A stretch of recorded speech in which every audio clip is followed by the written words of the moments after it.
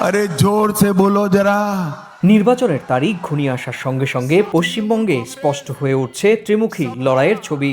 অমিত শাহ ও রাহুল গান্ধী মুখোমুখি অবস্থানে থাকলেও সংখ্যাগরিষ্ঠতা নিয়ে প্রচারণায় মাঠ দাপিয়ে বেড়াচ্ছেন তৃণমূল নেত্রী মমতা বন্দ্যোপাধ্যায়। দেখা যায় মিম নেতা আসাউদ্দিন ওয়াইসিকেও। বাংলাকে দখল করা এত সহজ নয়। 2011 সাল থেকেই পশ্চিমবঙ্গের ক্ষমতার চাবিকাঠি তৃণমূল কংগ্রেসের আঁচলে। একসময় মমতার কাঁধে কাঁধ মিলিয়ে আন্দোলন করেছে বিজেপিও। এতে রাজ্য থেকে টাটার মতো শিল্পগোষ্ঠীর ন্যানো কারখানা চলে গিয়েছিল। তৃণমূল কংগ্রেসকে ভোটটা দেবেন।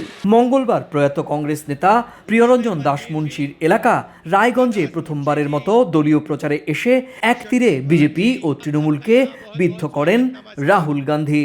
শুধু তাই নয়, বিজেপির বিরুদ্ধে সাম্প্রদায়িক সম্প্রীতি নষ্ট করার অভিযোগও তোলেন তিনি। পুরা মেকানাইজেশন বিজেপি তৃণমূলকে ভোট দিলে পশ্চিমবঙ্গে আপনাদের ডাবল ক্ষতি হবে, কেননা বিজেপি সারা দেশে আর তৃণমূল রাজ্যে শিল্পের ক্ষতি করছে।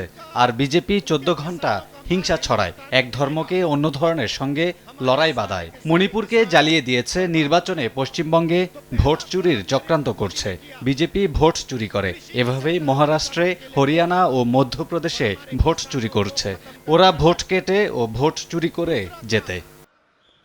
और सबसे शर्मदायक काम, ভারতের কেন্দ্রীয় রাজনীতিতে বিজেপির প্রধান প্রতিপক্ষ কংগ্রেস হলেও পশ্চিমবঙ্গে দলটির মূল রাজনৈতিক প্রতিদ্বন্দ্বী তৃণমূল। মঙ্গলবার দক্ষিণ দিনাজপুরে নির্বাচনী প্রচারণায় গিয়ে পশ্চিমবঙ্গে বাবরি মসজিদ না হতে দেওয়ার হুঁশিয়ারি দেন অমিত শাহ।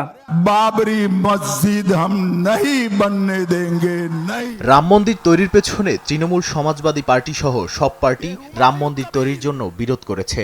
ইংরেজ থেকে কংগ্রেস সবাই রাম মন্দিরের বিরুদ্ধে ছিল। 2019 সালে মোদিজি রায় পেয়েছেন এবং অযোধ্যায় রাম মন্দির প্রতিষ্ঠা হয়েছে। বিজেপি পশ্চিমবঙ্গে ক্ষমতা এলে এখানে বাবরি মসজিদ করতে দেয়া হবে না। হুমায়ুন কবির মমতা ব্যানার্জির এজেন্ট, তার নির্দেশে এসব হচ্ছে। এদিকে গত এক মাসে প্রায় শতাধিক সভা করে প্রচারে রেকর্ড গড়েছেন মমতা বন্দ্যোপাধ্যায়। প্রতিদিন 3টি করে দলীয় জনসভায় ঝাঁঝালো ভাষণে আক্রমণের কেন্দ্রে রাখছেন বিজেপি ও নির্বাচন কমিশনকে। এদিন মেদিনীপুরের সভায় অমিত শাহকে কটাক্ষ করে মোটা ভাই বলেও সম্বোধন করেন তিনি। বলেন, কেন্দ্রীয় এজেন্সি লাগিয়ে বাংলা দখল করা যাবে না। দিল্লি থেকে এসেছেন মোটা ভাই, সাথে এসেছেন ইডিআর সিবিআই। যত পারো নাম কাটো ভাই, আর যত পারো সন্ত্রাস করে যায়, কারণ বাংলাকে দখল করতে হবে। আমি বলি নিশ্চিন্তে থাকুন, বাংলাকে দখল করা এত সহজ নয়। আর বাংলাকে দখল আজ কেন, কোনো দিনই তোমরা করতে পারবে না। পশ্চিমবঙ্গে এবার মিম জোট করে লড়াই করার ঘোষণা দিলেও বাবরি মসজিদ নির্মাণের কথা বলে আলোচনায় আসা হুমায়ুন কবিরের আমজনতা উন্নয়ন পার্টির একটি বিতর্কিত ভিডিও প্রকাশ্যে আসার পর সেই জোট থেকে সরে যায় দলটি। পরে তেলেঙ্গানার প্রভাবশালী এই দল 11টি আসনে প্রার্থী দেয়। সকলে ভালো থাকবেন, সুস্থ থাকবেন। সুব্রত আচার্য, সময় সংবাদ, পশ্চিমবঙ্গ, ভারত।